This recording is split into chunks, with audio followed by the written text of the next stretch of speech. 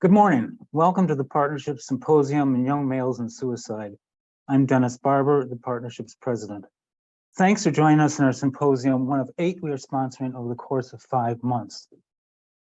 Suicide is the second leading cause of death among young males who die from suicide at 4 times the rate of young females. We're honored to have a panel of nationally recognized experts in young males and suicide join us today. After their presentations and discussion, they will take questions to the audience. So if you have any questions, make sure to send them along in the questions function. By way of background, a word about the partnership and why we exist. The partnership is a consortium of over 20 national organizations that have a stake in young male health and well-being. As our mission states, we work with and on behalf of adolescent and young adult males to optimize their health and ensure that they thrive. We're the only national organization whose sole focus is on the health and well-being of these young males, otherwise known as Gen Z, those between the ages of 10 and 25. Young males this age are largely left out of our healthcare system.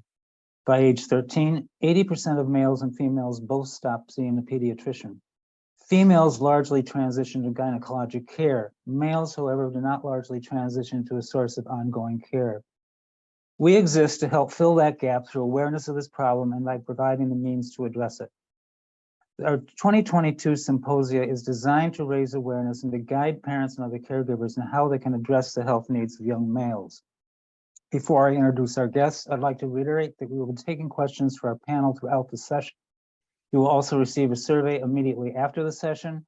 We urge you to fill out the survey to help inform how we can better design future symposia. Again, thanks for joining us. We're pleased to have the following presenters today. Mark Hillnski and his wife, Kim, founded the Hillnski Hope Foundation to honor the life of their son, Tyler, who died by suicide January 16, 2018. Hillnski's Hope mission remains scaling mental wellness programs for student athletes, raising mental health awareness, and eradicating stigma. Mark and Kim have spoken at over 85 universities, colleges, and high schools around the country, sharing Tyler's story and helping those suffering in silence to get the help they need. Michael Zibilich has spoken about suicide awareness to thousands of university students throughout the United States over the course of the past 4 years. Michael is a commercial real estate executive who resides with his wife, Gail, in Atlanta, Georgia. Tragically, on April 21, 2012, they lost their only child, Michael Keller Zibilich, a second semester Sigma Chi freshman at LSU, to suicide. Devastated by this inexplicable loss, they have dedicated their time and resources to promoting suicide education and awareness to college students throughout America. Ivan Maisel is vice president and senior writer at 13 Sports, a website that covers college sports. Ivan has covered college football for nearly 40 years, including at ESPN, Sports Illustrated, and the Dallas Morning News. He has written 3 books, including I Keep Trying to Catch His Eye, a memoir of loss, grief, and love, published last year. The paperback edition debuts this week. Finally, Ross Szabo is the founding wellness director at the UCLA Geffen Academy and the CEO of the Human Power Project. The social innovator who has pioneered the youth mental health movement, he is an expert at creating sustainable mental health curriculum and programs that reach large audiences. During the 8 years he was director of the National Mental Health Awareness Campaign, he created the first National Youth Mental Health Speakers Bureau, a program that has inspired millions to address their mental health. He is also the co-author of Behind Happy Faces, Taking Charge of Your Mental Health. Mark, I'll now turn the program over to you. Thanks, Dennis. Thanks, Sean. It's great to be with Ross and Michael and Ivan. It's a club nobody wants to belong to, for sure. As was mentioned, we lost our son, Tyler, 21 years old. He was a quarterback at Washington State University. He was our middle child. And as we tell, the student athletes that we go speak to around the country, we love all of our boys, but we really liked Tyler. We spent our time the last 4 years or so, still trying to figure out exactly what happened. And I think in our case, losing Tyler was such a shock, kind of the worst thing that can happen to a parent. we're also dealing with, what most of us on this panel have seen or personally experienced. It's a loss by suicide without a lot of explanation. We understand Tyler, towards the end of his life, was doing a very good job of hiding what was bothering him. He didn't share that with his teammates, his roommates, his coaches. And we felt after Tyler passed, after speaking with these groups, there were a lot more Tylers out there, And I think as we continue to search for answers, I think that's a lifelong for us, my wife and I and my other two sons. Trying to figure out exactly what happened is important, but it won't bring him back. And so we spend our time trying to share Tyler's story around the country with student athletes and their unique sort of experiences at the collegiate level, the additional time and pressure that they have to give and sustain while sort of completing their studies. It doesn't make them special, it just makes them a little bit different. And as we see across the country, the impact that NIL has had, name, image, and likeness, on our sport, the transfer portal, and the overall changing really of so many conferences and the possible super conference alignment that gets talked about, it adds pressure in a different way to these student athletes. And what they've told us, throughout the years is it's a very macho thing to play football, and it's a very macho thing for these young men to play just about any sport. And when they get to the collegiate level, often they move away from home, they lose their support system, they have to act tough, they have to fall down and dust themselves off, and they don't have a lot of folks to share their troubles with, meeting new friends and new teammates, trying to learn their sport at a new level, and they often don't want to share the things that are bothering them. So we spend our time encouraging these young student athletes to share their story, to ask for help when they need it, and to encourage them to think of their mental health like they do their physical health. They shouldn't be embarrassed. They shouldn't be worried about losing playing time or looking weak. But we know this happens. And they've also shared with us how difficult it can be to heal from these things. And I think this goes back, we've spent a lot of time doing this, and this predates Tyler for sure. But we don't talk about this as the kids are young. We have PE in class every day. We spend a lot of time focused on their extracurricular activities, but we don't teach them even the vocabulary around mental health.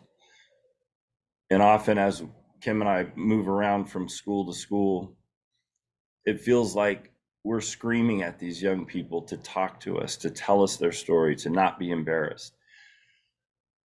And yet, it's so much easier to stand up here as an experienced older guys and say that to them, and encourage them, but they don't have the vocabulary, they don't have the understanding of what's happening to them. It can be very difficult and challenging. So I think we need to start much younger in educating our young men, not just on what it means to be a leader and how to take care of each other, but to recognize that our health is the most important thing, and these student athletes are much more than their sport. In our family, Tyler was the middle child. He's the B-type personality. He was our peacemaker.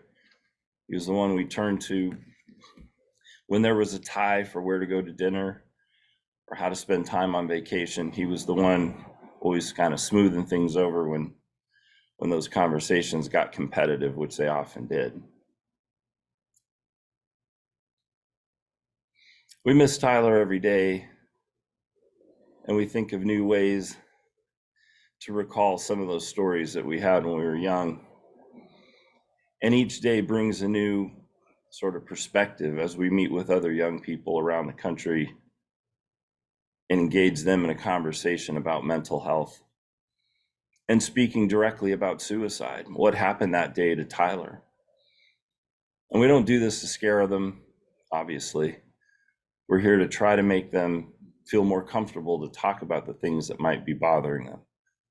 And it can be difficult as a high school young person, student growing up, what those feelings are and how to deal with them. And it can be more of a challenge than I think we realize. In our family, we didn't have the experience of mental health or mental illness close to us. For that matter, we didn't have much loss either. And so losing Tyler was not just the most difficult thing we've ever been through, it continues to be. And suicide is often the bomb that continues to go off well after we lose a loved one. I think that Kim and I have spent so much time thinking about the why. We've had to transition somewhat, understanding we may never know.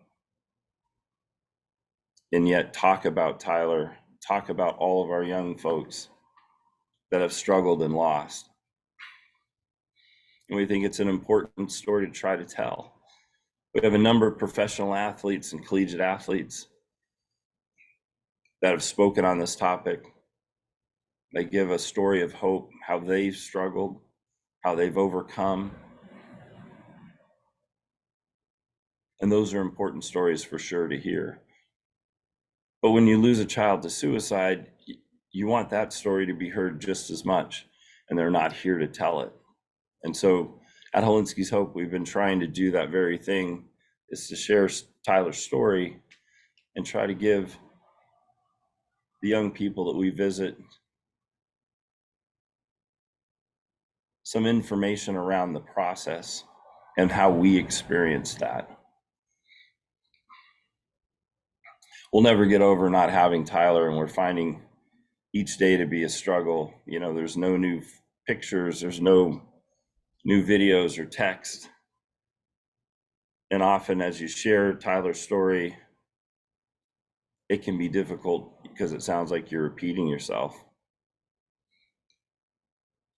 But I have so much faith and hope in our young student athletes. In our case, that's where we spend a lot of our time talking to them. And there's so much hope in that room, so much passion for what they do, so much excitement in doing the new thing, meeting new people, new experiences with new coaches against new opponents, that they often don't take care of their mental health. And so our story is a story of hope and story of encouragement to share the things that are bothering you, to always remember you're much more than your sport.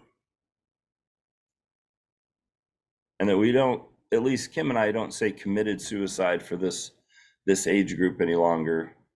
You don't commit cancer and you don't commit ALS. You die from the disease process that can be overwhelming to so many of our youth.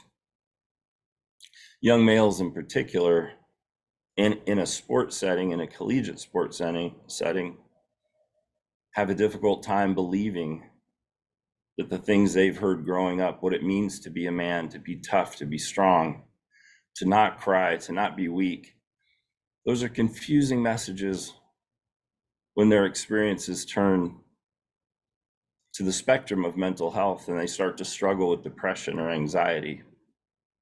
They've heard these terms, but they don't know themselves often what that even means. I can only imagine that it's heartbreaking for young men to be put in that predicament.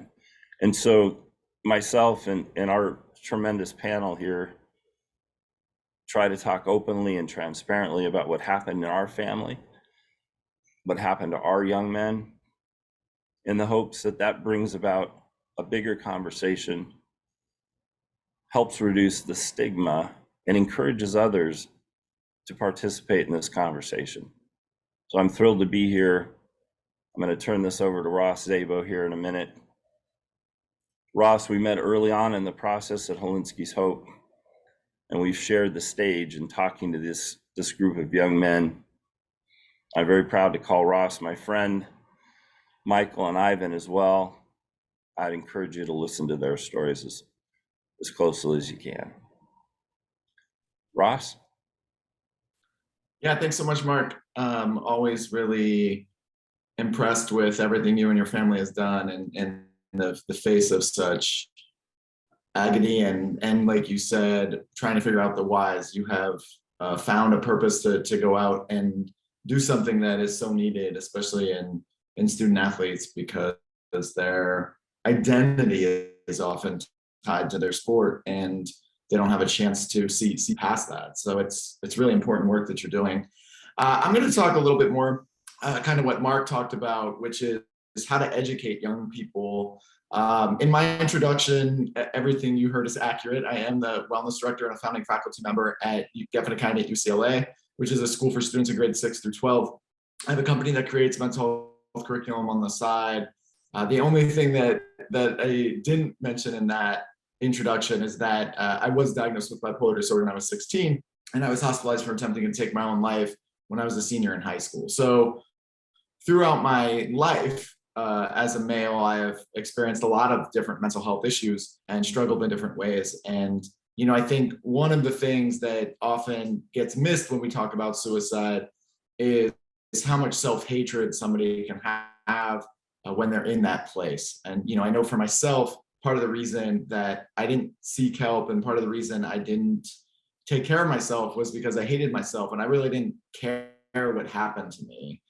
And it wasn't until I was able to find ways to like myself that I was even willing to be compliant in treatment, because like Mark was saying, as a young male, there are so many messages out there about being tough, being strong, sucking it up, get through it, everything else. And so, you know, when I look at this issue, the one thing that Mark brought up that we've worked really hard on at Geffen Academy, and I've worked on really hard throughout my life, is how do we teach young people that mental health is like physical health? It's become somewhat of a buzzword in this country where we keep saying mental health is like physical health, and obviously I agree, but we actively have to teach that. And there are a couple ways to do that. First, most people don't have a clear definition of what mental health even is.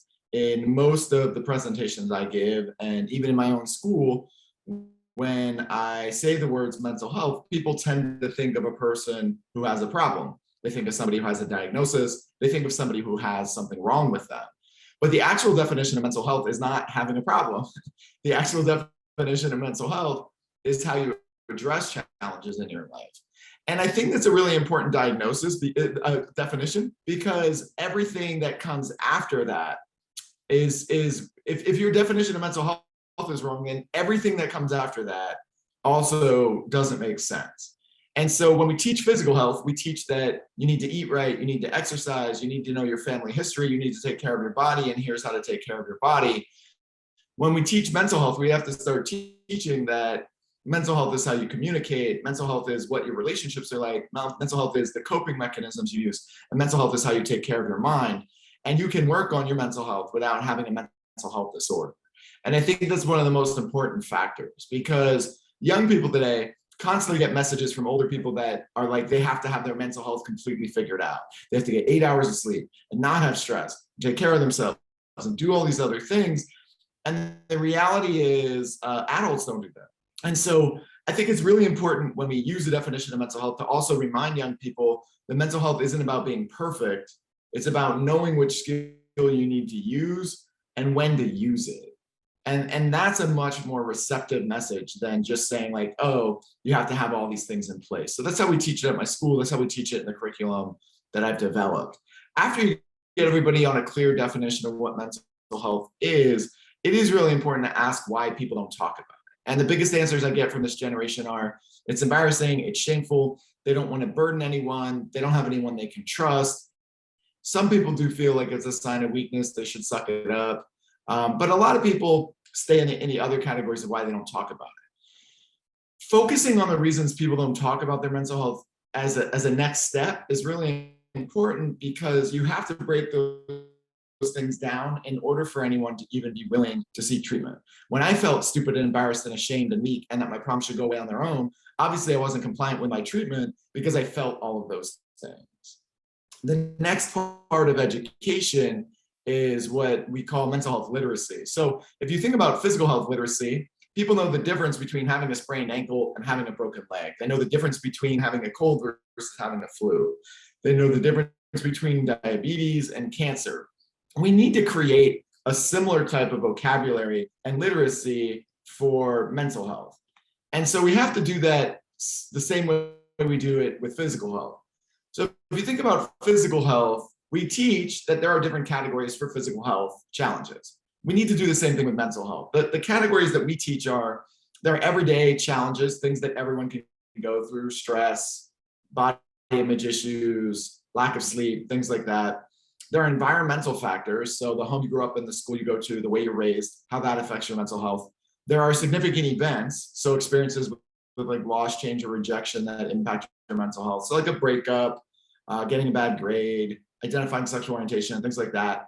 There are mental health disorders, and then there are developmental disabilities. And the reason we teach these different categories is because the unfortunate thing that's happening in our society today is somebody might experience stress and say they have an anxiety disorder, or someone might go through a breakup and say they have clinical depression. Without these clear different categories, people can't frame their mental health. So when we say physical health is like mental health, well, physical health has categories, mental health has to have them too. And then the bigger thing we need to do is change the mental health spectrum. I see one of the biggest problems with how most people are framing mental health these days is they're starting on one end of the spectrum and saying this is where people are sane or they don't have issues. And then in the middle, there are people with like bigger issues. And then there's low-lying mental health disorders. And then there's severe mental health disorders. And that spectrum is broken for a lot of big reasons. Number one, you can have a severe mental health disorder and be sane at the same time. So you can't be on polar opposite ends of the spectrum at the same time. But the bigger issue is it promotes the idea that you need to have a diagnosis to seek help. The bigger challenge with that spectrum and how people use it is they're kind of taking all of the mental health disorders and putting it into a spectrum of functionality, which isn't what we do with physical health. Like with physical health, we don't take like a torn ACL and diabetes and cancer and try and put it in the same spectrum of functionality. We choose one of those challenges, and then we decide, okay, does somebody need help? Do they need constant assistance? Are they unable to balance? Like, where are they in terms of functionality? So what we teach at my school and in my curriculum is you choose one of those categories of mental health challenges, and then you apply it to your mental health. The spots we use on our mental health spectrum are, you don't have stressors, you're not thinking about your mental health, you actually don't have any issues. It's difficult to balance, so you're like aware that you have something going on, but you're not using anything to help balance. Using help to balance, which could be anything: medication, therapy, music, video games, exercise, talking to a friend, whatever it is. Up from that would be needing constant assistance, so like an outpatient treatment program, NA, AA, whatever it is. And at the end, you're unable to balance. And this is a much better way for people to frame mental health because it is similar to physical health. And it is a tangible thing that they can see. So if somebody's experiencing stress, great, where are you on the spectrum? Do you need help? Are you unable to balance? How long are you in that spot? If somebody's experiencing clinical depression, where are you on that spectrum?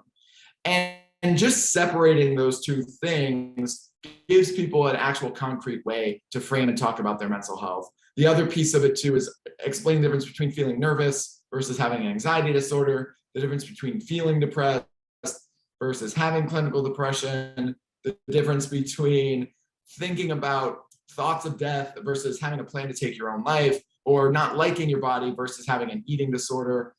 And then one of the biggest things we focus on at my school and in my curriculum too is explaining the difference between good stress and bad stress. A lot of young people do experience good stress, they just don't frame it that way. Good stress lasts for a short amount of time and helps you get things done. Good stress is when you're about to play a sport, you get nervous, you play a sport, you might feel better. You get butterflies in your stomach before you take a test, you take the test, you feel better. Bad stress lasts for a really long amount of time and debilitates you. And so just by helping young people understand those different kinds of stress and start finding ways to turn bad stress into good stress can give them a better framework. What we do know from longitudinal studies is the longer that a human being of any age frames all stress as being bad, they experience more mental health and physical health disorders. They also die on average about 5 years before life expectancy. And this might sound like just a small switch or a small trick for people to use, but it's effective. And so we can't keep saying that mental health is like physical health without actually teaching these things. These things can be taught in a public health approach and not a therapeutic approach. The work I do at my school has to be a public health approach because schools can't be therapeutic centers.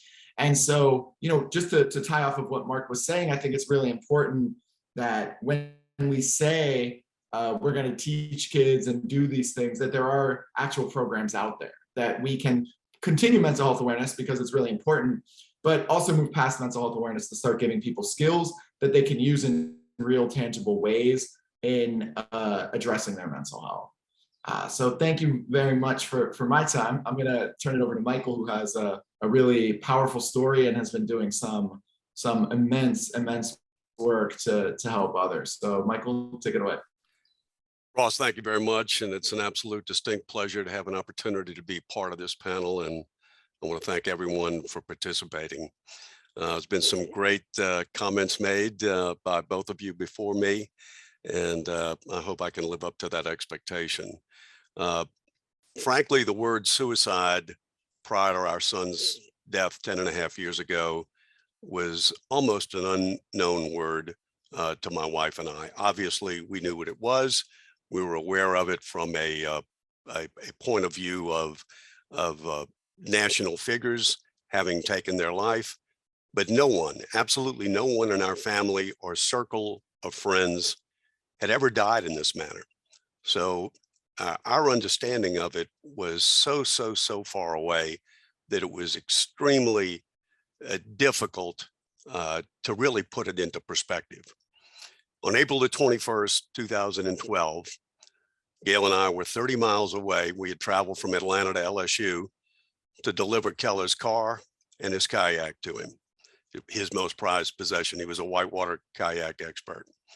The last thing on our possible mind at that particular moment was that anything could happen to Keller, particularly within this realm. Checking into our hotel and awaiting his arrival, we looked out of a window in our room and saw our friends walking toward us, and we could see the absolute fear, dread, and death on their very souls. The words that would forever change our life were finally uttered. Keller has taken his life. Our life instantly went into chaos and confusion and an intense grief that is very difficult to understand.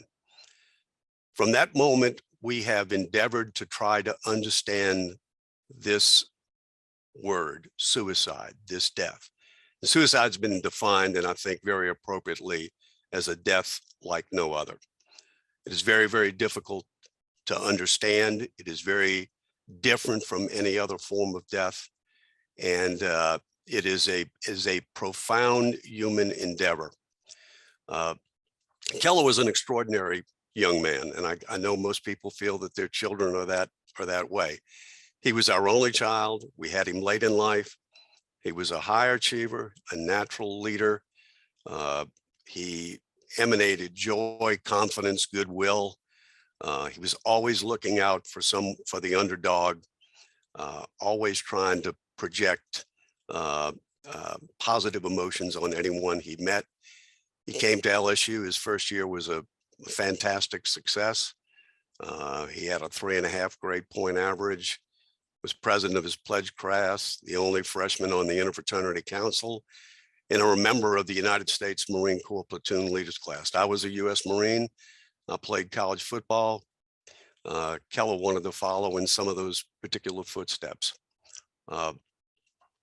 When you look at suicide, you tend to look at suicide from a contorted point of view.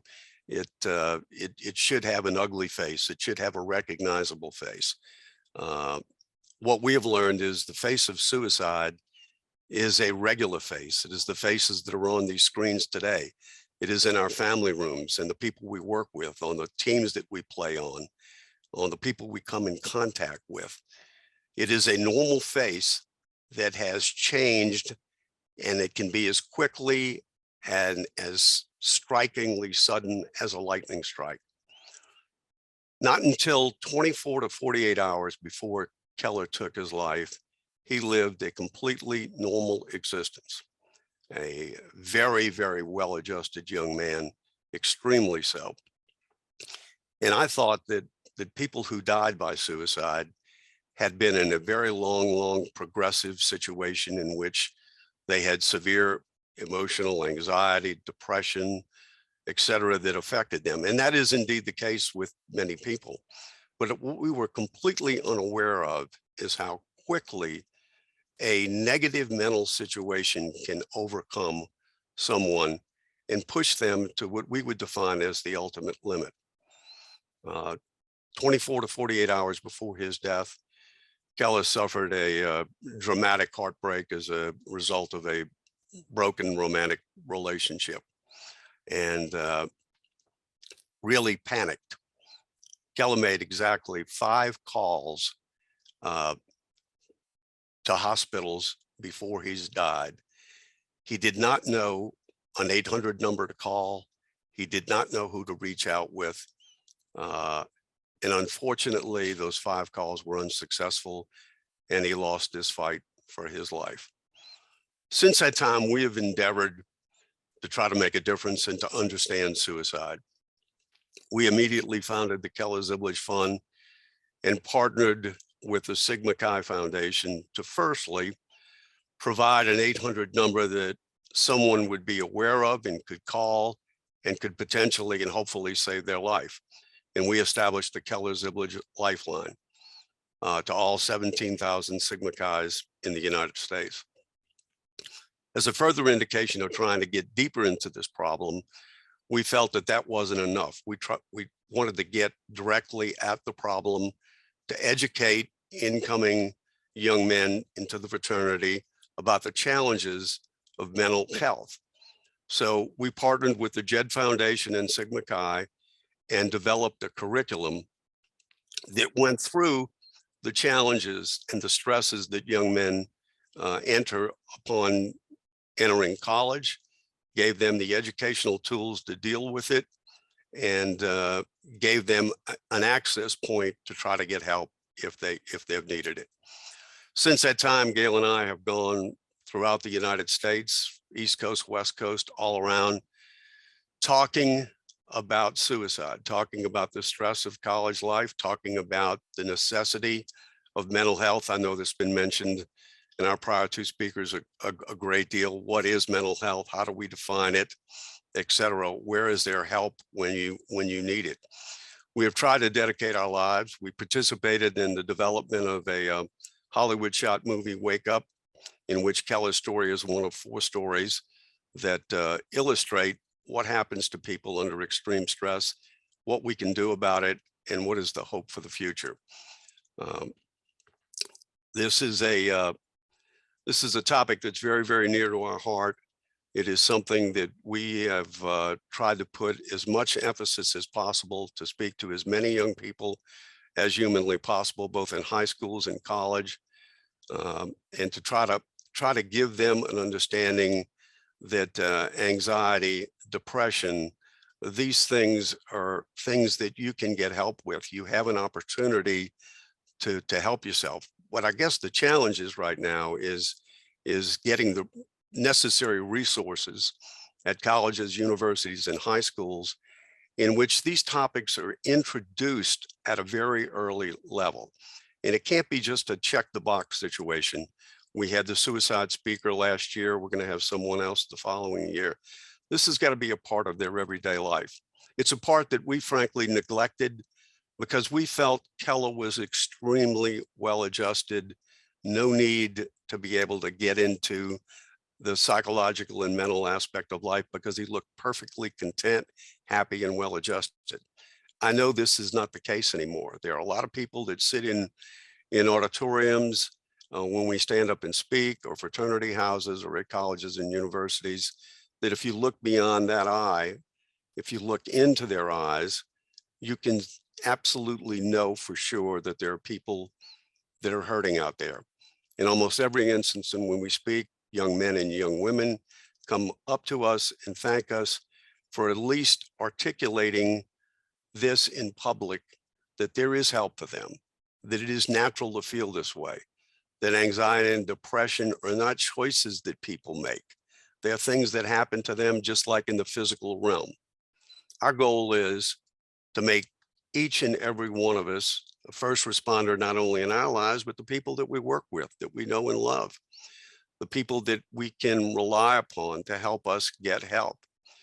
We're starting to make progress, I believe, obviously with stigma. There's been a big change in the last 10 years.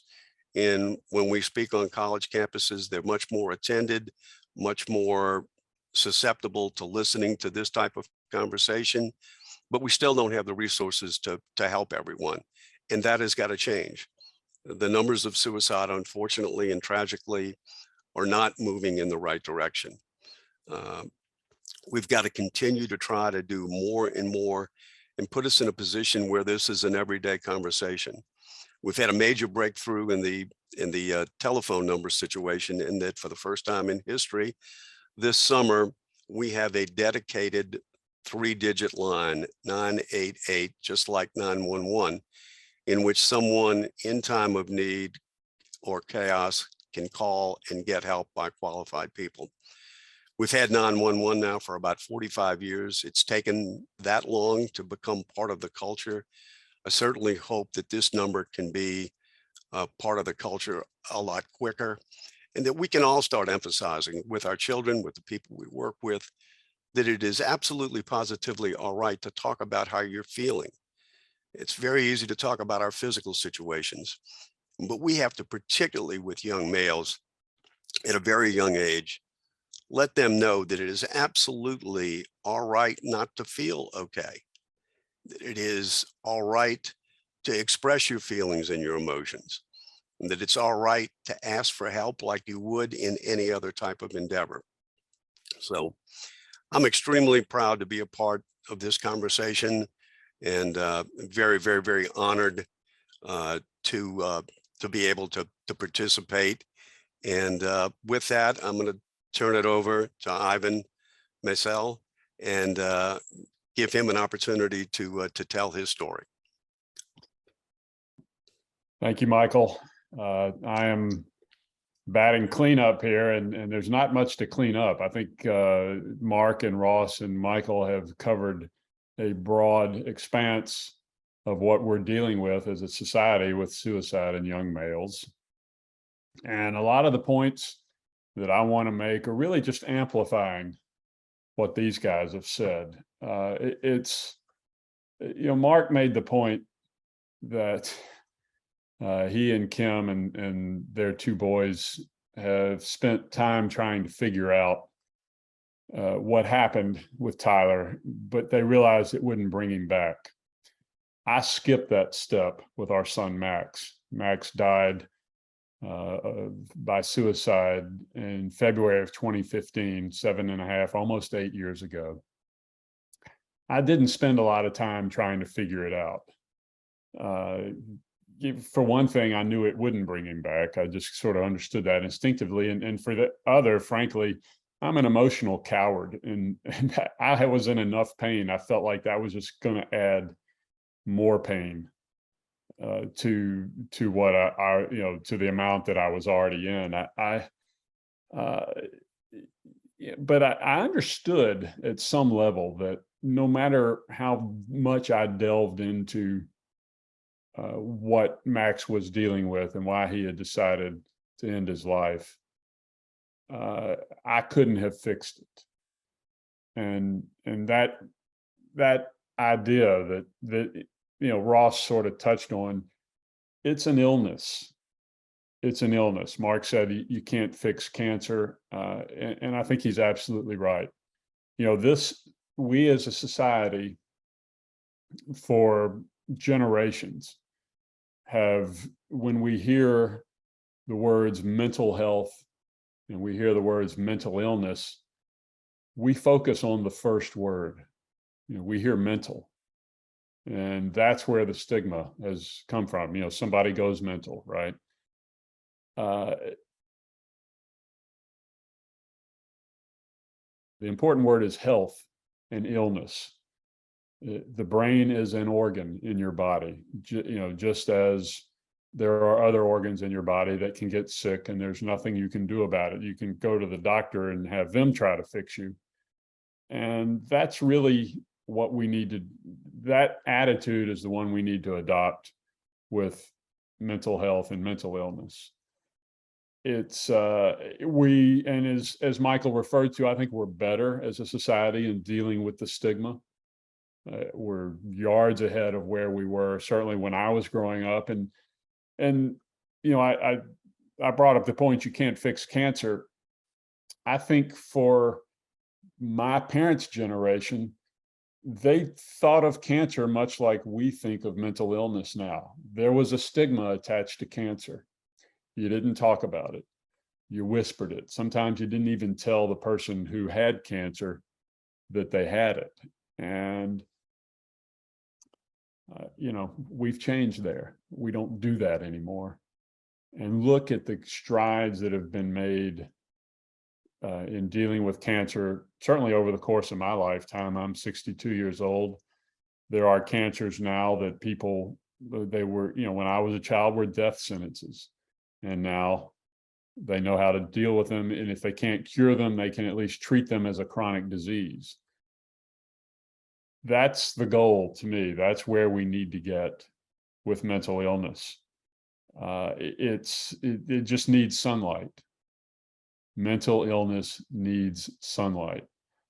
That's part of the reason that my wife and I and our daughters have been as public as we have been in discussing Max, and part of the reason that I wrote the book I wrote. I keep trying to catch his eye.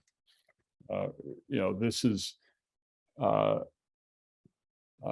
because, for one thing, I didn't want anybody to interpret, if we didn't speak publicly about Max, I didn't want anybody to interpret our silence as somehow endorsing the stigma of mental illness. The second reason that we spoke about it, quite frankly, is I'm a journalist. I was not going to no comment anybody. And because I was, at the time I was working at ESPN, it became a national news story. We laughed about that in this family, even in those dark moments, because Max was painfully shy, painfully reticent. He didn't like having his photo taken, which was kind of funny because he was a photographer. He loved taking photos. He majored in photography in college. The cover photo of the book is a self-portrait of Max. That's how he chose to take his photo, is not facing the camera.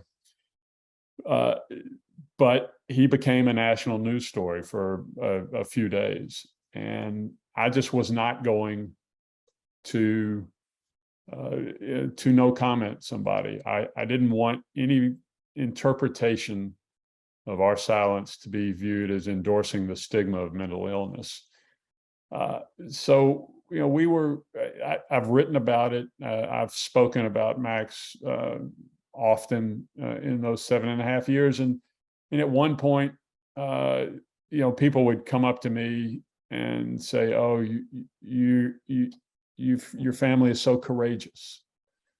I was invited to speak at a journalism seminar about courage in journalism. There's nothing courageous about this. Courage involves choice. There is something dangerous and you feel the need to do it because whatever need there is there overcomes that danger. There's nothing courageous to me about speaking about mental illness. We weren't given a choice. Max was sick and we had to deal with it. And unlike what Michael said in talking about his son, Max dealt with depression his whole life, and virtually his whole life. He was on antidepressants. He was going to see a therapist, and it just, it overwhelmed him. So he understood the value of it. We as a family were believers in therapy. We endorsed him talking about his troubles. It still didn't fix the illness. So, what do we do now? We try to talk about it,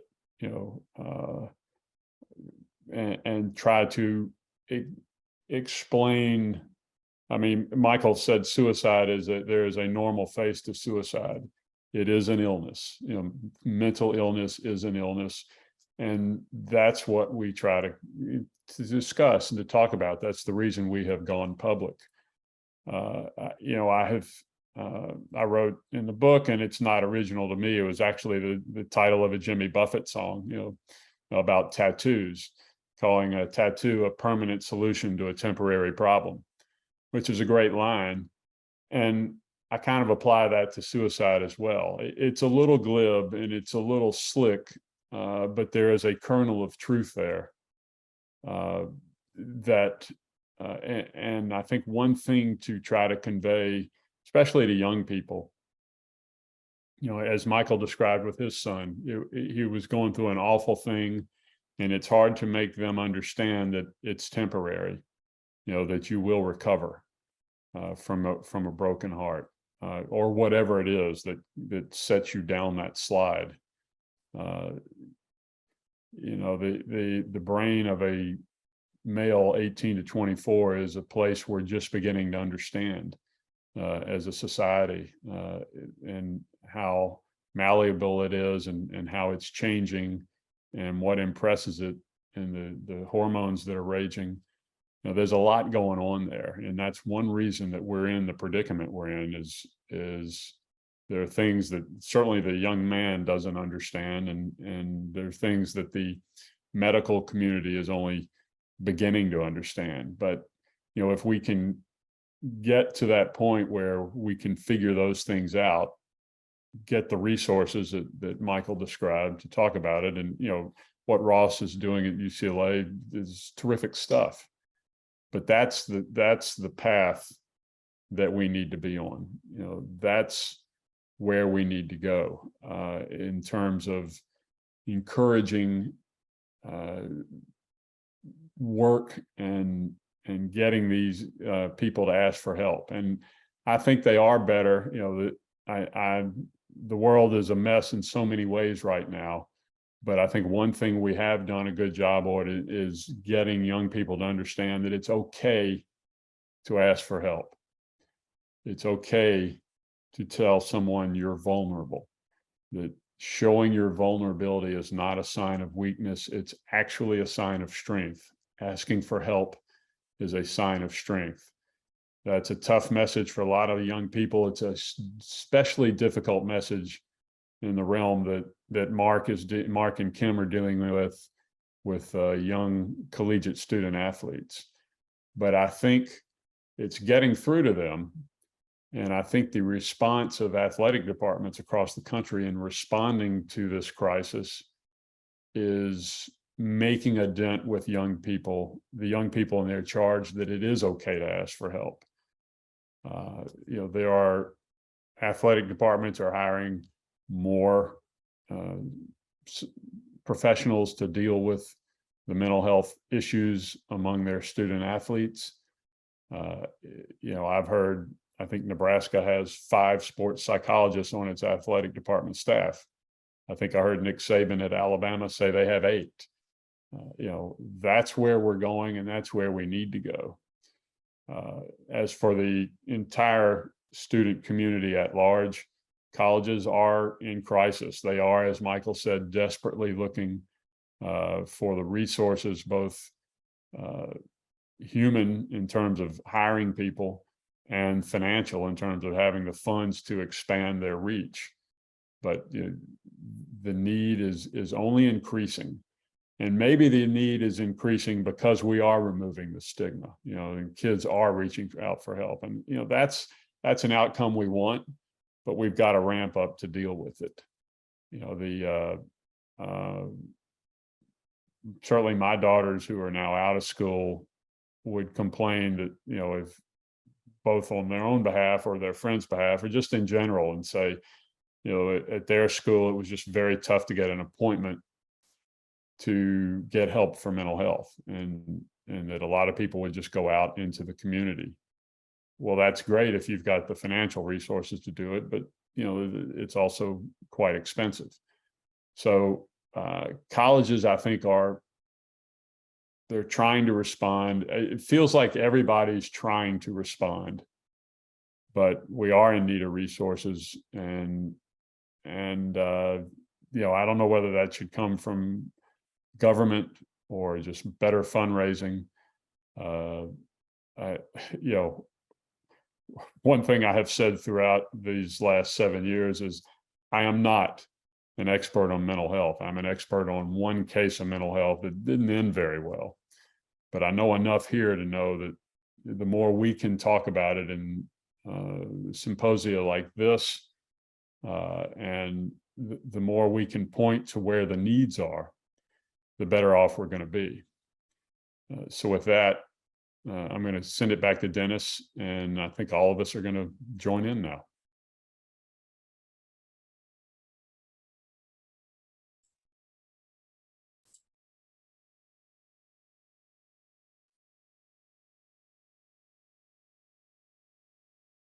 Thank you. Thank you all for your insight and for sharing your stories. They're very compelling, and they help us to understand better the dimensions of the problem, certainly on a personal level. We have a number of questions here, and I'd like to first punt the one to Ross. How have you seen mental health and suicide prevention change over the past 5 years, particularly in terms of in what areas do you have hope? Yeah, I mean, 5 years is an interesting window. I've been doing this for 21 years because the National Mental Health Awareness Campaign was the country's first national campaign to remove the stigma around mental health. The changes I've seen in the past 2 decades have been really interesting. So when I started sharing my story in 2002 nationally, there were only 2 other young mental health advocates in the country. By 2012, there were millions of young mental health advocates. So if you think about that growth from 2002 to 2012, that was like a huge, huge jump in terms of how many people were mobilized around this. And the biggest change in that really was the awareness piece. You had so many massive national organizations coming out in that decade and really empowering young people to start peer-to-peer programming. And that made a huge difference. And in terms of suicide prevention and awareness, it kind of tied hand in hand, right? So we went from a time period where we were just starting to talk about this, where now, if you're in Gen Z, this is a pretty common conversation to have. My students that I see every day are talking about their mental health pretty much every day. And they have a larger vocabulary for it. They have more understanding for it. They have more examples for it than my generation, I'm Gen X, had, and certainly any generation above me, right? And so the conversations are happening. That's a big shift. The stigma is much lower, if existing at all. If you ask Gen Z, are you okay with someone seeking help for their mental health? Almost 100% of them say they are. When you ask, are you okay? Would you seek help for your mental health? Their most frequent answer is, I don't want to burden anyone, which is kind of funny, right? Like, all of their friends are like, seek help. And then individually, they're like, I don't want to burden anyone, which is a kind of a dichotomy. But, the conversations are happening. The problem is there just aren't enough resources. There was a really amazing podcast from New Yorker magazine a couple weeks ago, and it laid out why the mental health crisis in young people is happening in such a disproportionate way. And there just isn't help. You can't go and find help for these issues. And so that's why I think education is such a big part of it. Obviously, doctors are a lot more accessible than mental health professionals, but we still teach people skills to take care of their physical health so that they can either prevent or lessen their chance of needing a doctor or take care of things themselves. And because our mental health care system is in such massive crisis, we need to do a better job of teaching these skills. And I know that this is targeted especially at young males. And obviously there's still a long way to go with young males feeling comfortable and confident in their conversations about mental health. So the national movement around awareness and education has really taken off, but we need to do more on the preventative end of the scale. Ivan, do you have any comments about in terms of hope that you have for things that have changed for the better? Well, yeah, and I think it's heartening to hear Ross say that the young people are past the stigma part, but then if they sound like old Jewish parents, I'm fine, I don't want to bother anybody, then that we're not really there yet,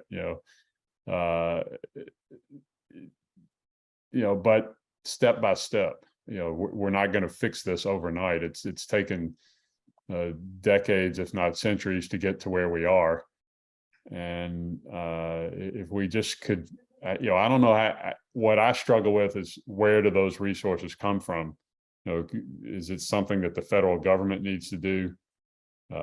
Certainly throw money at the problem. That would be terrific.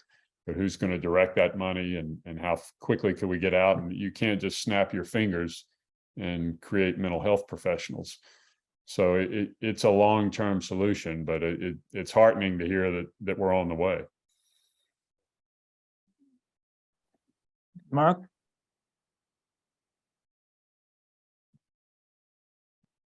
I think you're muted, Mark. I think it's difficult to hear. I love hearing about Keller and Max again, and it's heartbreaking, obviously, for all of us to kind of retell the story. And we come from a slightly, we come from a perspective of student athletes. We've spent a lot of time in this space, but so much of it crosses over, right? We've talked to students as well, and I think Ivan has a way with words, obviously, but mental health needs sunlight was really touched me, because I think Ross is right that we've done a much better job with awareness. I'm less so after speaking. We're at what 140 or so of these talks. We're out here at the University of Hawaii, for example. We got a chance to talk to their 400 and 500 student athletes, and you can hear a pin drop. It's amazing. It's difficult. I've got a young son, 21. It's difficult to keep the phone out of their hand. That's how they're all communicating and sharing their experiences and stuff. But I think we've done a great job, or a better job, of awareness. I think stigma is a little more complex in that scenario. And I'm touched by the conversation around resources, because as we go, from school to school, in our case, and Ivan's exactly right. You see, Alabama can do both, right? They can be the best collegiate football team on the field, but they can also provide 8 mental health resources for just their football team. Nobody's even close to that. And yet there's story after story that we read, some of the, and we don't have to name them here, but some of the universities that seem to struggle with resources for mental health for their student athletes find resources to hire 3 full-time FTEs for NIL programs, and how to raise money and how to recruit these athletes. And so, as much as the stigma and awareness, we've made such progress, there are always issues like this, I think, that that throw us back a little bit, because Ross mentioned it. I've heard the podcast he's talking about, and resources are incredibly important. As an example, I mean, there are several schools that we visited where a psych intervention, an emergency psych eval, can be 9 months away.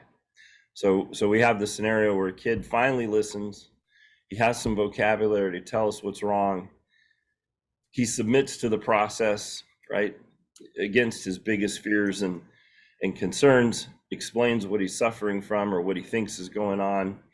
In a lot of cases, they don't know, but they need somebody to talk to.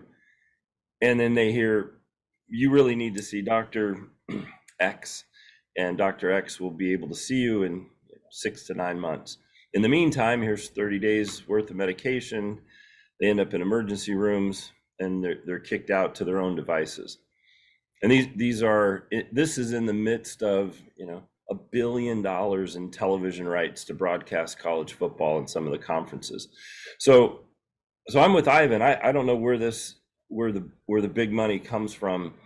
I'm encouraged, and Kim and I spend a lot of time encouraging the universities that we speak with, of course, that this is the goal. This is the worthy adversary to fight, and that fight takes money.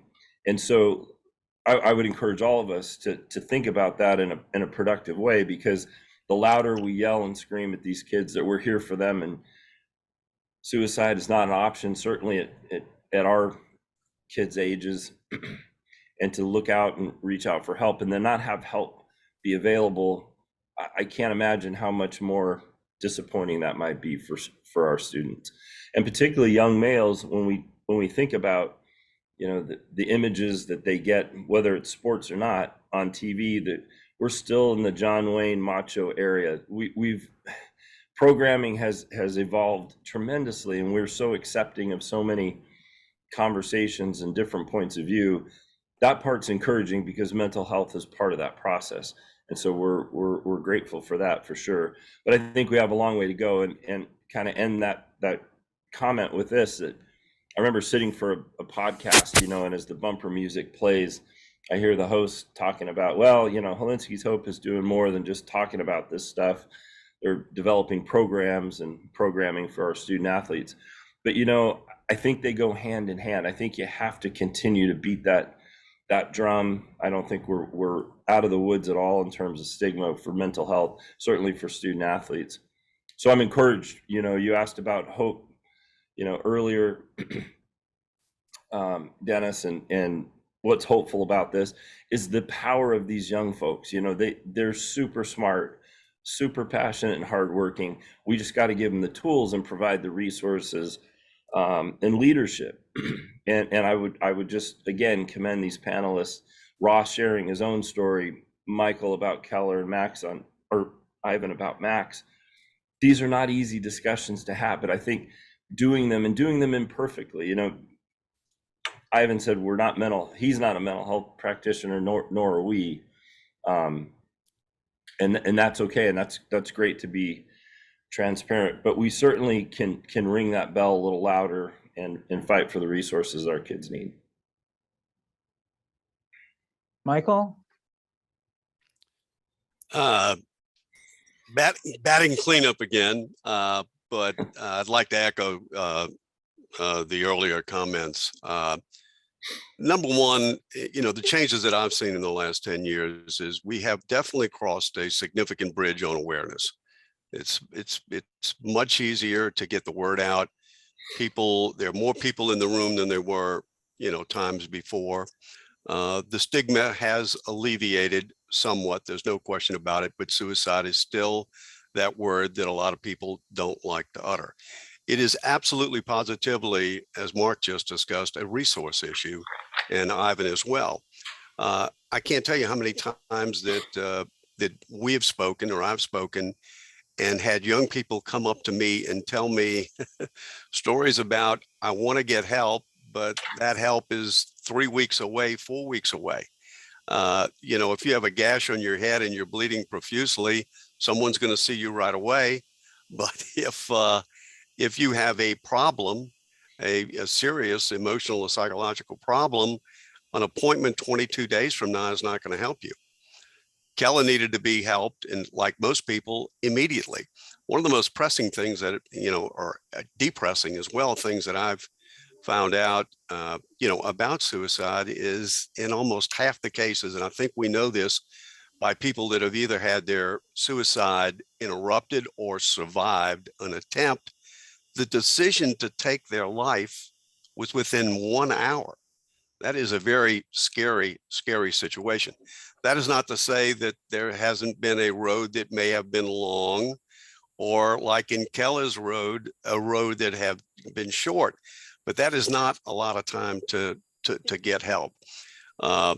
I really do think that we're trying to squeeze so many needs through an extremely small funnel, and at the end of the day, it is always the money that makes the difference, and we're clearly lagging in that.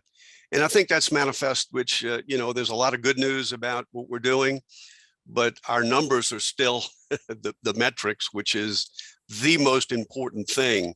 Each one of these young men's lives, I think could have been saved. I mean, I really believe that it could have been, and we're just not getting to that point where we're starting to see a decrease. And the only way that's going to do that is none of us here are professionals. We're not. In fact, when I stand up and speak, I make it abundantly clear. I'm not a psychologist, philosopher. I'm a dad that lost his son, and his son had an opportunity to potentially save his life, and it wasn't there. How can we make that awareness practical? How can we make that awareness get to someone that can make a difference? I mean, I firmly believe that an intervention in Keller's situation, he had a temporary problem in which his vision moved to tunnel vision. He didn't want to die. He just wanted the pain to stop, the rejection to stop, the embarrassment to stop. We've got to get to a point where that help can be accessible. Michael, can you talk a little bit about Keller as a dad? Yeah, he was, like I said earlier, at the risk of being redundant, it does make me smile. And I know it's strange to talk about your deceased child, but when I look to the right, there's a pocket full of pictures that are standing and staring back at me. And I really believe that at the end of the day, like before I ever step out on a stage or in an auditorium, he's saying, go ahead, old man, make the move, stand up there and talk about me. Just a great kid. I think I've defined it as the greatest combination of strength and kindness in a human being. On the field as an athlete, he was tenacious. In any type of wilderness situation, climbing, white water, fearless beyond belief. Yet at the same time, he was the guy that was going to introduce himself to the new kid at school. At a school dance, he was going to go up to not the beauty queen, and believe me, he had plenty of them, and say, how are you doing? I'm not trying to paint him as a god, but he led from a position of action, not cajoling people, not putting their arm around them, patting them on the back, just by his very nature, and which made the entire situation with his death seem extraordinary. We had a situation in which 6 weeks after his death, I was contacted by the last human being that saw Keller alive, which was a young man that was 3 doors down in his dormitory at LSU. And I drove specifically down to have lunch with him in the most emotional meeting I have ever been with a human being in my life. Keller's death was still incredibly fresh. It was, and frankly, it's still fresh after 10.5 years. I think we all know the road doesn't get any less bumpy. Maybe the shock absorbers are a little easier to take the bumps, but not really. And in that discussion, this young man, who'll be nameless in this discussion, told me, he said, Mrs. Zibilich, I'll never forget y'all moving Keller into the dorm. I didn't get a chance to meet you, but I saw you moving in and out. And then when everyone left, Keller was the first guy down the hall, stuck out his hand, looked right in my eye, and introduced himself and asked who I was. And he said, instantly, I knew this guy was completely different from anybody I'd ever met. Number two, Mr. Zibilich, for 8 months, there wasn't a single day in my life in which my original perception was not reinforced on an unbelievable level. I watched what he did at LSU in a brief period of time.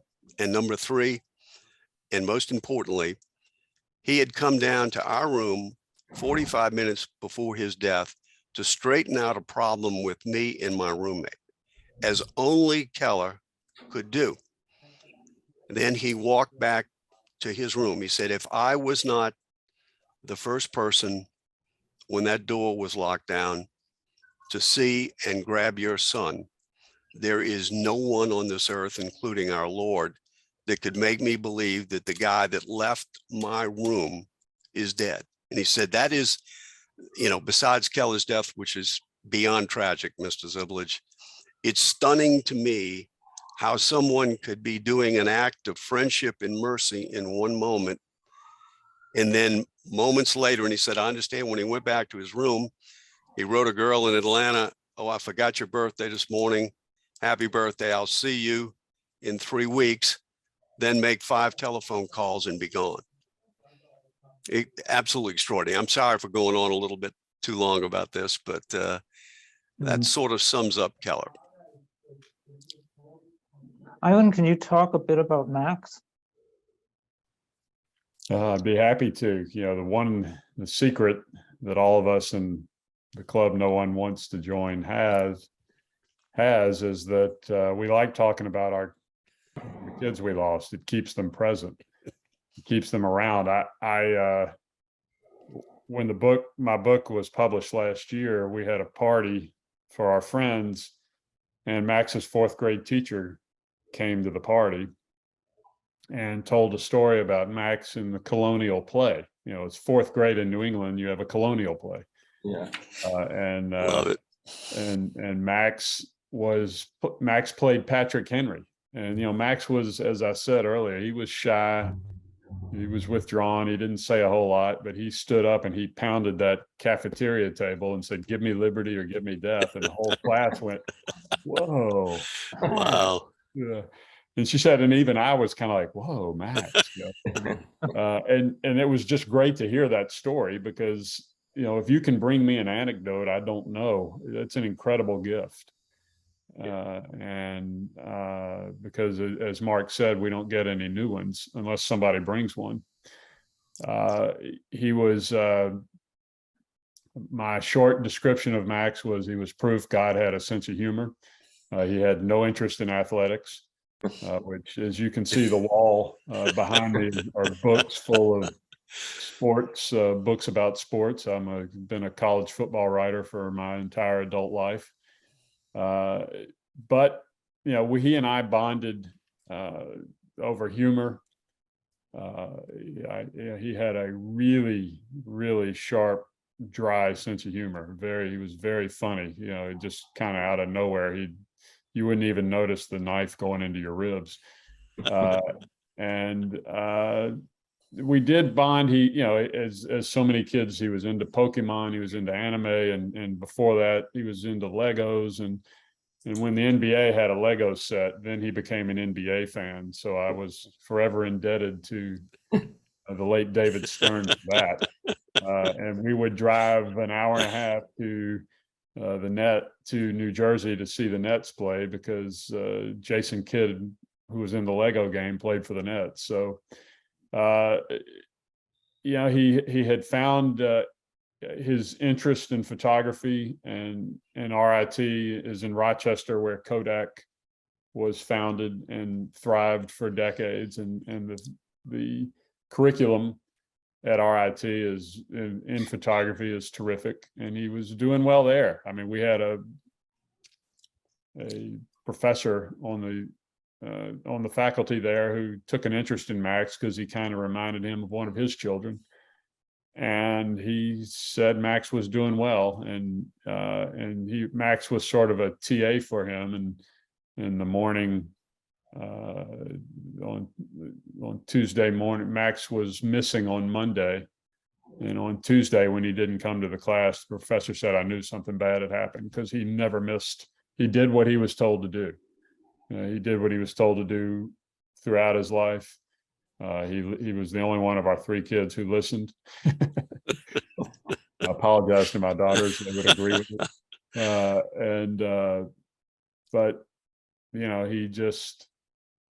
There are a lot of reasons we think he began to spiral. Some of them we think were a bad mix of medication. Some of them were an emotional trauma, and he just spiraled away. We lost him. Mark, talk a bit about Tyler. Yeah, it's great to hear these stories and to hear the guys laugh a little bit. Tyler, there's a couple ways to describe Tyler. I think one of the stories or anecdotes after Tyler passed, we spoke to so many, as Ivan pointed out, we did chase the what happened to Tyler question, still are. It doesn't bring him back, certainly, but in our role at Hillnski's Hope, learning more about what happened to Tyler and being able to share that, I think, is important. But I'll never get over this. Tyler's head coach at Washington State was Mike Leach, and I still keep in touch with Coach Leach today. But one of the things he insisted on, a couple days after Tyler passed, and even at the memorial. And he's a quirky guy.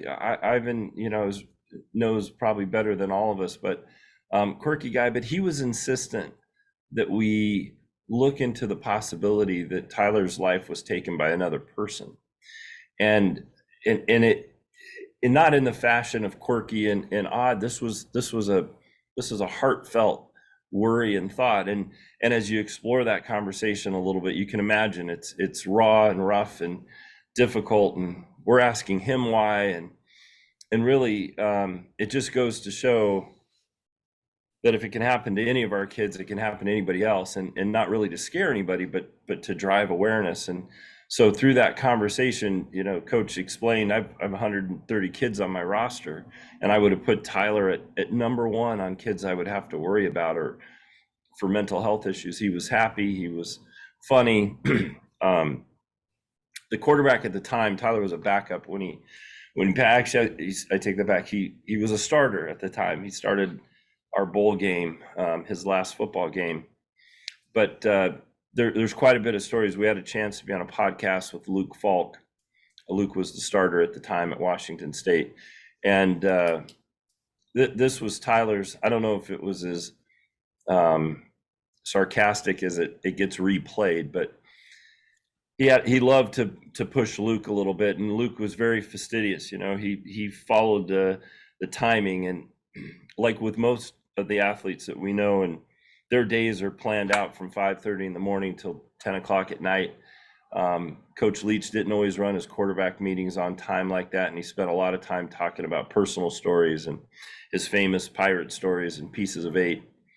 And so the story we got from Luke and the guys was that as Coach would be winding down this quarterback meeting, that Tyler would just wait to the very end when Coach was out of coffee and ready to go, and he'd ask some random question. It could be about football, it could be how to run a different play against a different defense and all that, but it was designed to bring some levity. And what it did is it caused Coach to go off on a storytelling tirade that drove Luke, bananas. And that's about, we play a video when we talk to the kids in this presentation, and I never get to talk about the pieces and why they're put together, and there's not always a reason behind everything. We were fortunate to get some real good footage. College football gets on air a lot, so we had a lot of that to work with. And there's a game sort of midway through his last season there where he came back in. We were getting beat up by Arizona at Arizona. They brought Tyler in just before the half, ran down and scored, brought us a little bit back, and he got the chance to play the second half. Tyler threw for 504 yards and 4 touchdowns in one half of football. And so this was Tyler's world. He extra time, overtime. He just wanted to continue to play. That was his deal. He loved to participate. He loved to compete. And we didn't win that game.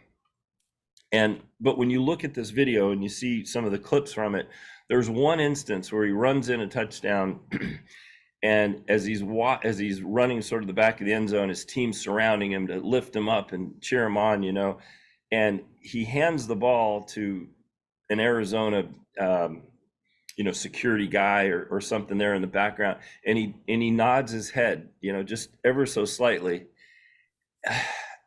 That was that was the most, from his family watching, that was the most confrontational Tyler was on the field. He would support his teammates and stuff, but I always get a kick out of watching this little gesture and say, see, he wanted to put it to him, but his way of doing that was very gentle, So as I described sort of earlier, he was our B-type personality off the field, on the field, incredibly competitive, but always a team player, right? And so I have these beautiful interviews after these games.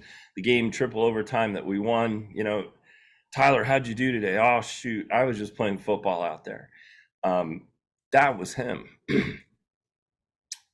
And I think, all of us, I've heard a different version of this. None of us are mental health practitioners. And I believe in the power of the guys and women that do this work, right? But when I think about Tyler, he would hate this. He was shy otherwise and didn't like to draw attention to himself. But in these interviews, after the win, I just playing football out there, and then he goes on to tell why Jamal was the best guy and the defense was awesome and the special teams, and we love that about our athletes. We want them to pass the success and point out the stars and the players on the team besides yourself. We love that humble attitude. There's a second interview after that Arizona game after we lost, and the questions were nearly the same. Hey, too bad, what happened? And he immediately goes into dissecting what he did wrong, and if but for him, they would have won the game, and we love that too. They take responsibility for it.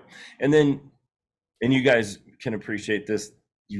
We've watched this enough times, and we're probably reading way too much into it, but his body language after the bowl game, which was 2 weeks before he passed, was very different. And they asked, one of the questions was, can you please evaluate your own performance? And Tyler said, we lost, so not good. And it was so unusual for Tyler to talk like that, because he wanted to share the wins with the team, and he wanted to shield his teammates from not the pressure, but the questions that come after a loss. And then seeing that, here it is almost 5 years later, you could really tell the difference, the look in his eyes, the body posture. And sometimes those are the subtle changes we've learned to recognize, sadly for Tyler, too late. And with Tyler, and kind of last comment, he was that guy when you walked into a room, the light didn't shine on him, it sort of reflected off. He was a master at, and I was listening to Michael, he was a master at turning the conversation away from him and asking about you, and how's your day, and how's your family, and how are you enjoying your life? And I think a lot of that, in hindsight, made others feel good, but I think it was a way for Tyler to deflect what he was thinking, and to not talk about things that were terribly serious. And looking back on it, I have a million regrets, but one of them, it was to try to dive into that a little bit, right? And we tell our kids and our coaches, listen, until you can rule out mental health issues, you need to follow your gut until you've resolved that issue. And I think in Tyler's case, sadly, he was a master at hiding those feelings. But he's a terrific kid. We said it before, we liked him a lot. We love all our boys. Fun to be around, and going to be missed for a lifetime. But excited to be here today, even just to say his name a few more times.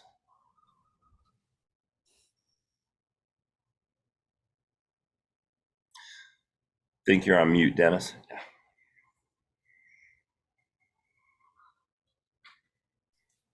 what can parents do and other caregivers do, if anything, to prevent this tragic outcome?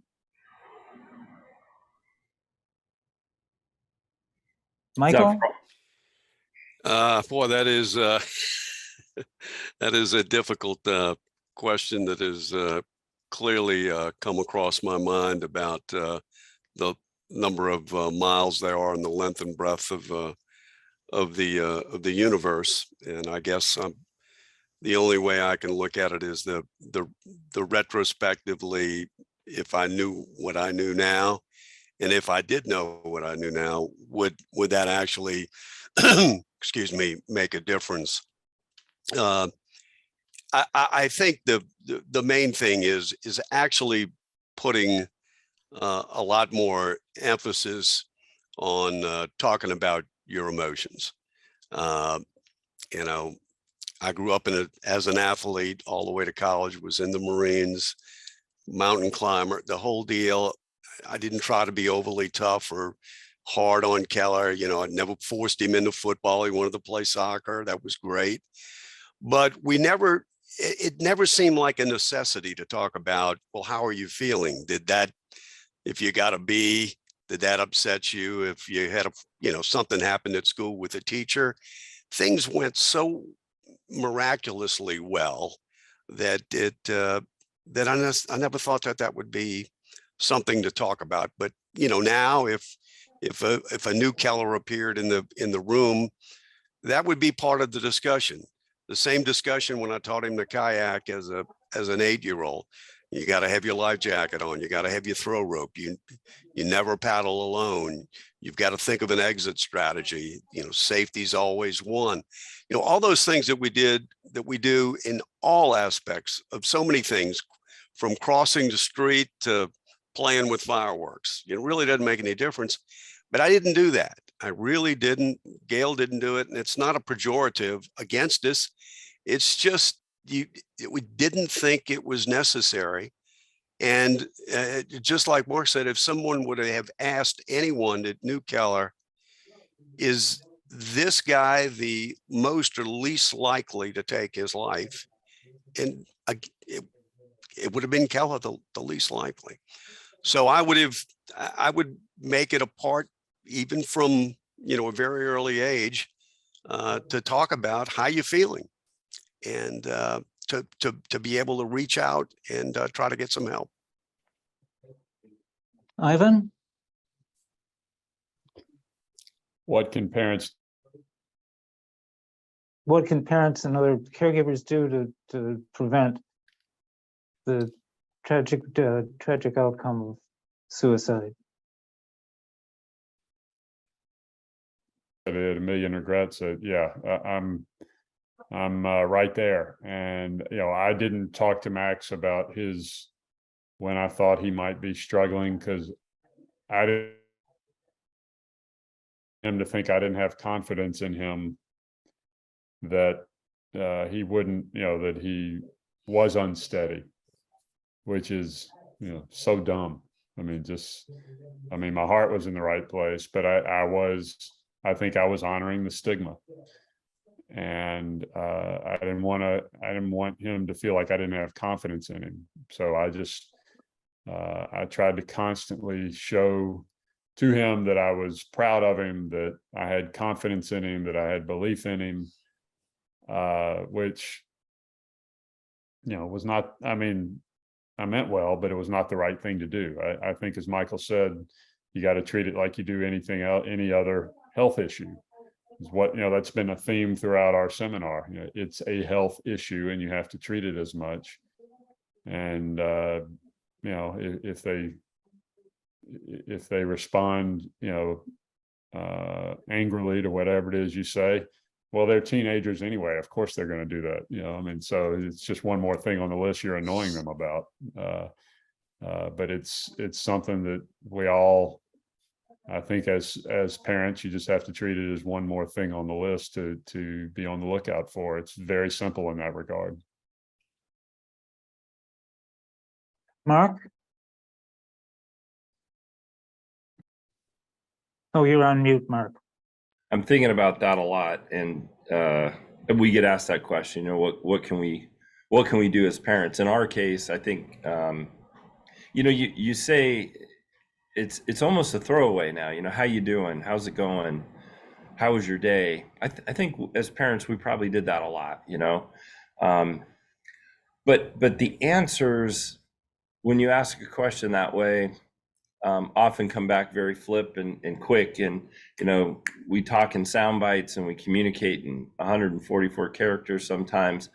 And so we do now, and we continue to encourage the parents that ask that question and the ones that are in some of these talks that we give, to dive a little bit deeper, right? And that's kind of what we're all saying. How do you get there? And part of me, it breaks my heart, because one of my grandfather on my father's side, Pap, this Polish immigrant steel worker, toughest guy I knew, union guy. I mean, it was just a neat guy. When he would come out and visit when I was young, he would sit me down, and I was 13, 14, 15, just about ready to go to high school, and I was full of piss and vinegar, and I knew what I was doing, and I was a happy kid, and he'd sit me down and he'd say, "Mark, are you happy?"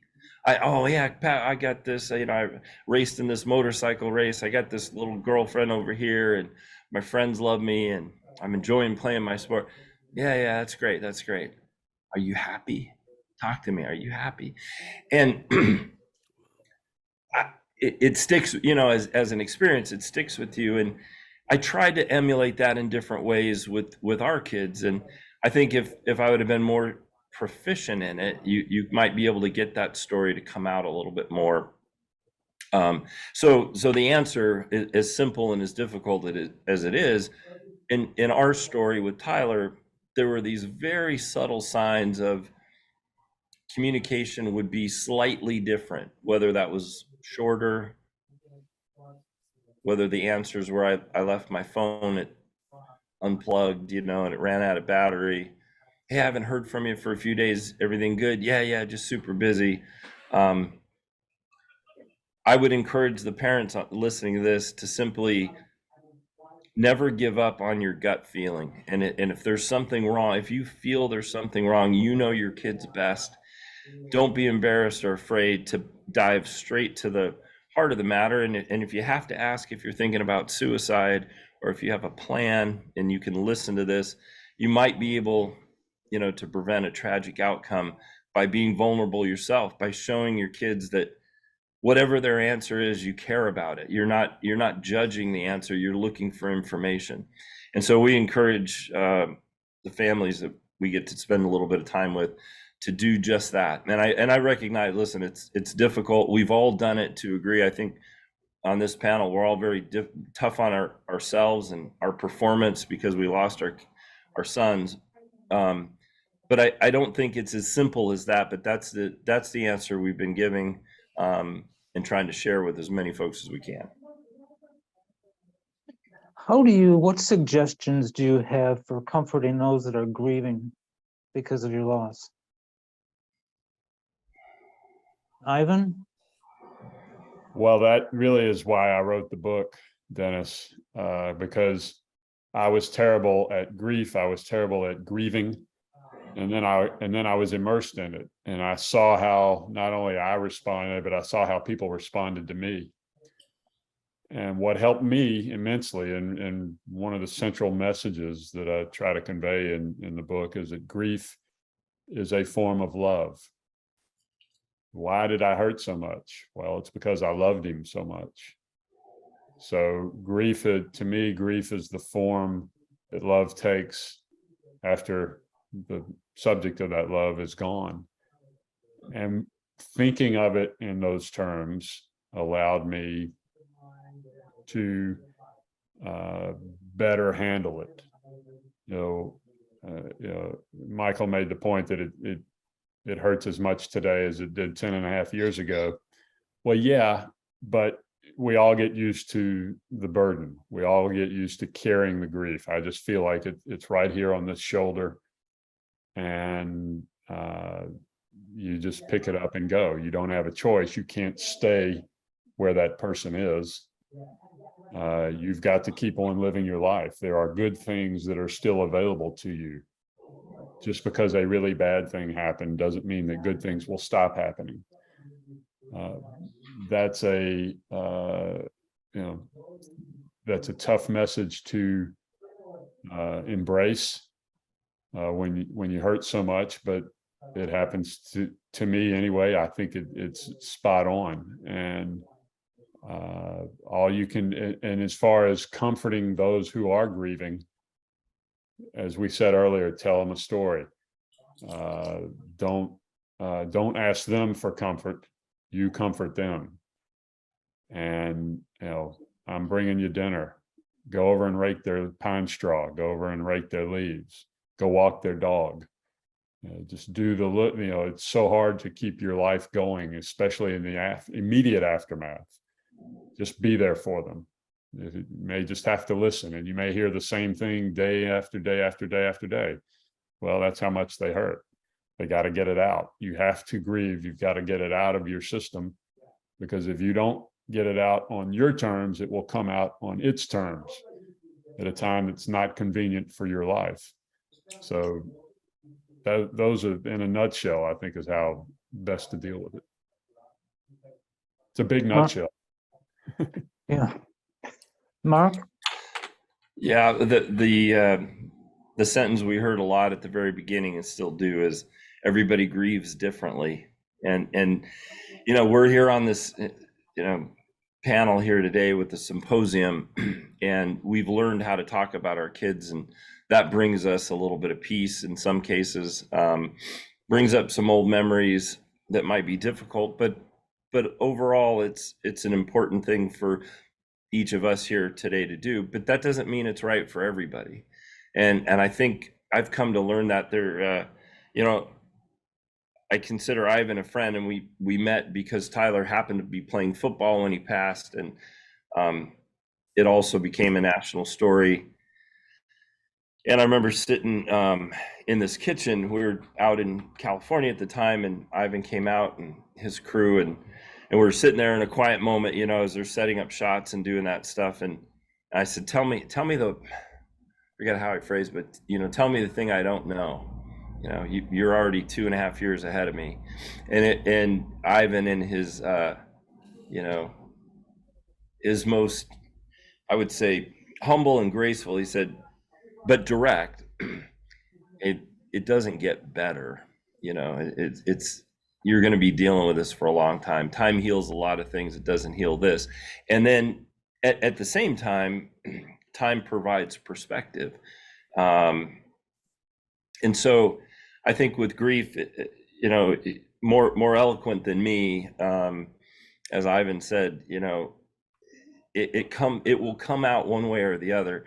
And so for each of us as individuals, it's really important to appreciate. I know when we were in that spot very early after Tyler passed, it's exactly those things. We had Tyler, my youngest was in high school still, so we had families bringing over food and making sure the little things were in California.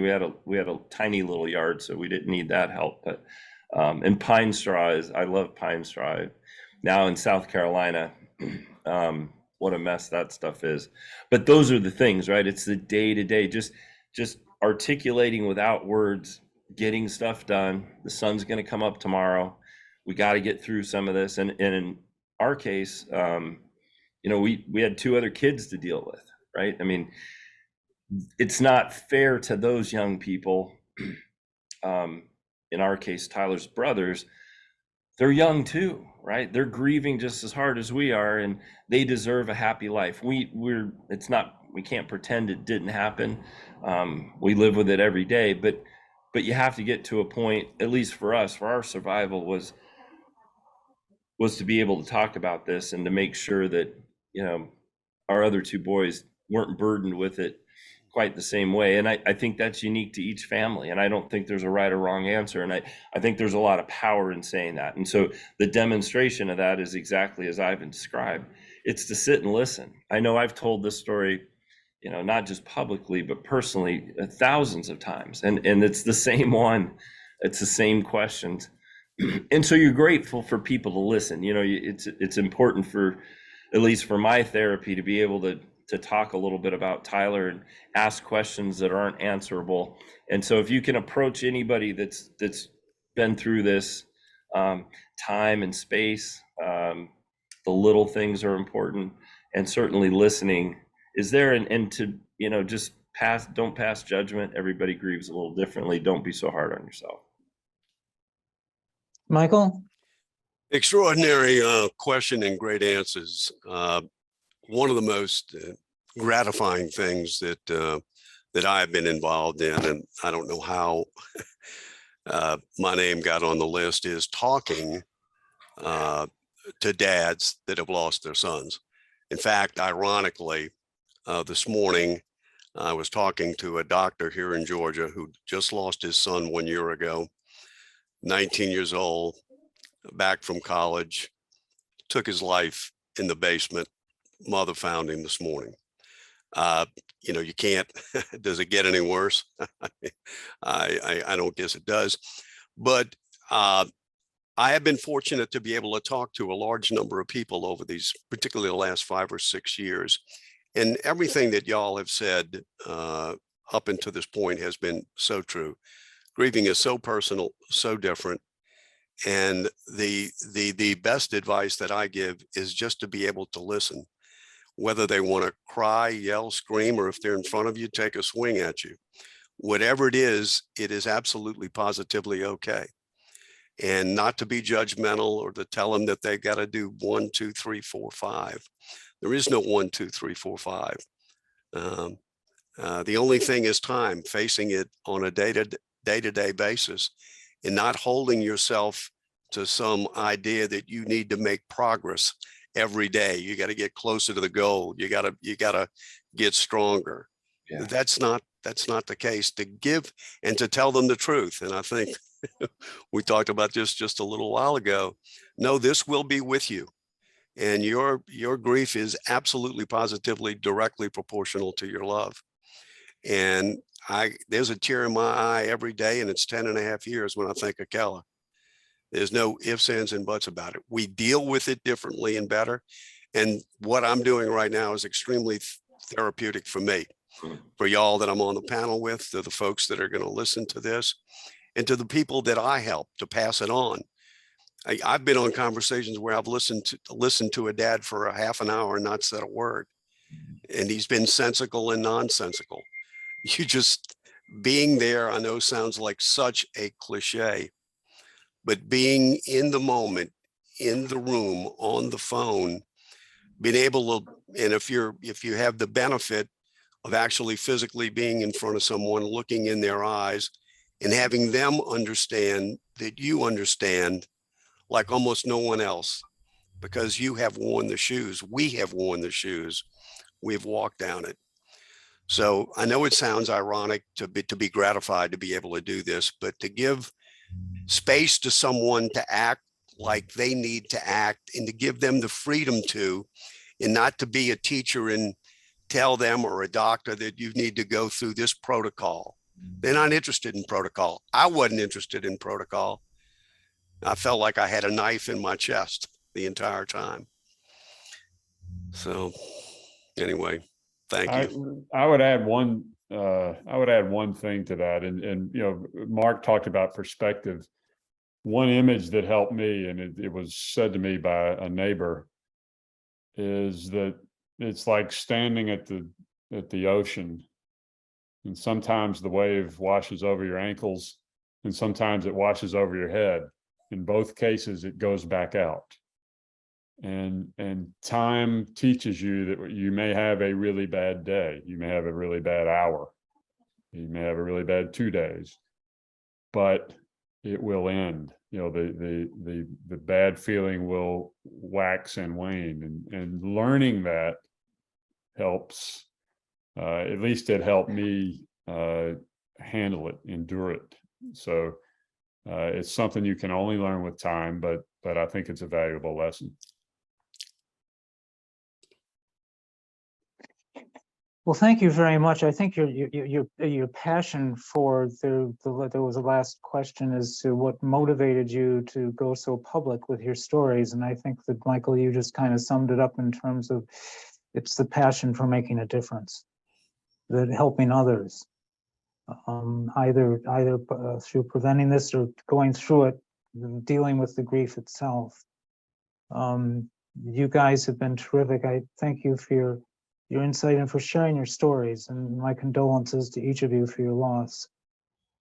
Thank you very much, Dennis. I appreciate it. And I'm so gratified to be part of a great group and get to know you guys a little bit. And hopefully, you know that honestly to God, your children are always, since I've first been introduced to you, in my prayers and are mentioned by name in my mind every day, and will always, as long as I've got the mental acuity to go forward. And I certainly hope our paths cross again. And Dennis, what you're doing is just extraordinary. I mean, all these symposiums and the time and effort that you've taken, and it's been an absolute joy and privilege to get to know you over time as well, my friend.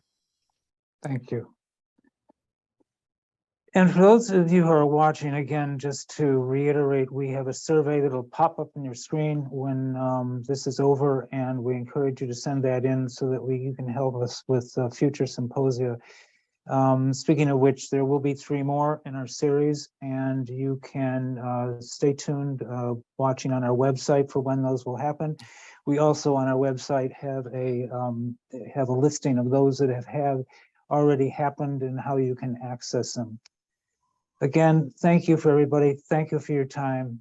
We really appreciate it. Goodbye, gentlemen. Thank you. Goodbye. Thank you. See you, Michael, Ivan. Thank you all, gentlemen. Bye-bye.